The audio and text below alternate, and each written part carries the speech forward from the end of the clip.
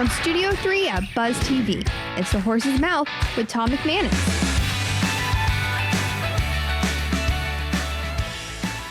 All right, welcome into another edition of The Horse's Mouth here at Tommy Mac's, of course, at my bar, where everyone has a shot to sit at my bar and tell their story. Brought to you by our good friends at Dasher and Client Focus Media. Well, the ladies are here. That's right, and we're going to talk a little tech consulting and grant strategy. Let's welcome in the panel. Maria Manfredi is here from the Manfredi Consulting Group and Purea. Welcome to the show. How are you? Good. Thanks for having me. Great to have you. Tell us what you're doing with the consulting and the tech side with AI and everything else you're involved with. Yeah, so the Manfredi Consulting Group, we are a consulting group that helps businesses bring products to market. Okay. So specifically in the med tech space. And we've worked with software as a medical device is huge. Okay. And recently we've helped companies launch artificial intelligence devices to the market. Okay. So a lot of awesome technology coming out. So. Have you always been involved in tech? What's your background? So I've actually been a medical device for 10 years. Okay. So right out, I went to UNF. Yep. All right.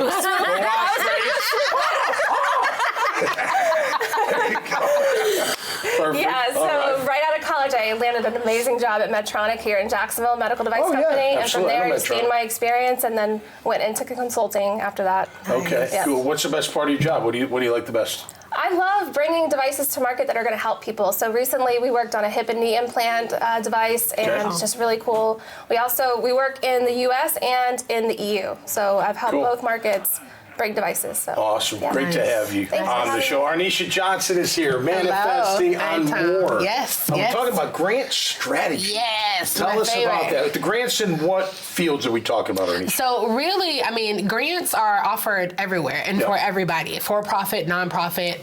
But the biggest four that I like to delve into with clients is anything in healthcare, any grants that are for education, for youth, and obviously for technology. Okay. Because those are the most, I want to say promising. There are other ones that are coming out as far as industries. Sure. But when we talk about that's fully lucrative, it's those four industries, and they have a ton of funding. And so I just want to make sure that nonprofits and businesses get access to that funding. Do any of your clients need grant strategy? I mean, look Do you need grant strategy? You're doing a lot with technology. Yes. Absolutely. It's totally a perfect fit. Now, what else do you have here? You got some products here as well. What are we So I'm also the founder and CEO of Purea Apothecary. So we are actually a clean candle and self-care product company. And we're one of the first clean candle companies on the market today that uses pure essential oils. So we actually have label transparency here with our ingredients. So we say 100% pure essential oils right on the label here. All of our products are made in the United States, and with American-based soy wax in our candles. And we are actually in several stores in St. Augustine, Diana's Market, Natural Market on the island, and actually throughout the United States, all the way to LA. So nice job. Congratulations. Not easy to be an entrepreneur, right? It's not and a mother. And Oh my gosh. the family, the kids, and the dog. You're talking about doing phone calls, like in the garage. Right. You have to. Listen, the children, they know. They just know when you're on a call and it's important, and they just want your attention the most during that time. So, How did you get involved in the grant strategy side? What's your background? So back in, I don't know my age, back when I was a sophomore in college, I signed up for an internship, and I was working with a nonprofit called the Butterfly Foundation. And so I thought I was going in as an administrative assistant to help with like filing paperwork. I got thrown into helping them manage a state-funded grant. And it was, even though the work was very like heartfelt, because I'm working with people who own their homes but need extreme work. So plumbing is out, like you can only imagine, right, stuff that like is detrimental to their home. And so while the stories that I encountered were very sad, the work that I did was very profound, because it allowed me to see a nonprofit really get the funding that they needed to help the community. And so sadly enough, after I left to continue with schooling, I was like, I don't think I'm gonna do anything else with grants. I think that's just a one-off thing. Yeah. So I graduate from college. I moved to Mississippi, and immediately I got thrown into an organization where I just wanted to play viola with an orchestra in a new stage. Cool. And they were like, "You're so young, you're vibrant. Come and join our board." Don't know what that means, but okay. And so I joined as the vice president of this organization, and they were like, "Do you write grants?" And I told them about my experience. So they paid for a class. I started writing grants for them, and I won. And I was like, all right, cool. I kind of like this. Sadly enough, after I left them, I just decided that grants just was this one-off thing again. Here I am as an entrepreneur. In my first year in entrepreneurship, I'm not gonna lie, I threw out all of my skills. I was like, somebody hire me, I do everything. Don't ever do that. Any entrepreneurs that are watching this, do not just, you don't serve everyone. That's not your goal. You will burn yourself out, and trying to balance a family and like throw out all my skills, there goes my earring, that I was just like, this is not going to work. So I reached out to my mentor and I was like, okay, I need to find a place where I can thrive within my entrepreneurship, within my business. And so I told her all of my skills, and she stops me right at grants. And she goes, wait a minute, you write grants? I was like, yeah. And she goes, I could be hiring you every day. What do you say? You can make money every day with this. And so I was like, okay.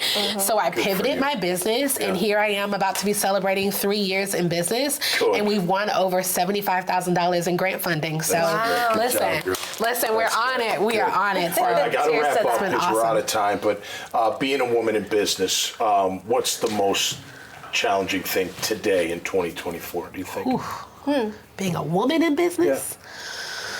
You've come a long way. We have. 2024. I'm sure there's still challenges. What would be one of them that maybe pops up? I think it's the constant back and forth of, oh, I got to be with the kids. Oh, but I have a phone call. Oh, I have this business meeting. It's the kind of the mom guilt that we constantly struggle with, mom guilt, And I think what's important is having a supportive partner. And my husband, God bless him, Francesco Manfredi, I love you. You are amazing. I mean, he supports me. He's right here behind us. I mean, so that's. You just have to. She shot out her husband. I got shot out mine too. She's not even kidding. Having a supportive partner, James Johnson, I love you. Seriously, this is a first. It's that. Shout out. Yes, because I would not be the successful entrepreneur that I am without him. Like, he's home with our 3 children while I'm here.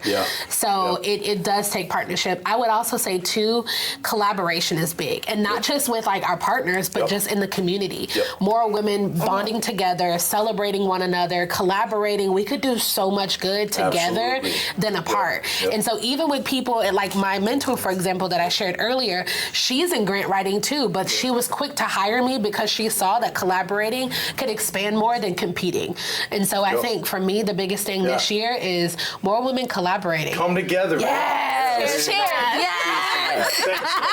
That was a great job. Hey, make sure you check out their profiles, this conversation, and thousands of others at the dailynewsnetwork.com website. What a great one this was. Until next time, y'all stay safe out there and be cool. And we'll see you right here on The Horse's Mouth. Cheers. The coach should be going to bed at night thinking about the athlete and how they're going to help that athlete improve. They shouldn't be worrying about how am I going to quantify their improvement, or am I going to have to keep up with all this information? Those things that are kind of background to the coach focusing there on the athlete. And so what Dasher does is it takes all those side things away, allowing the coach to focus then on the athlete.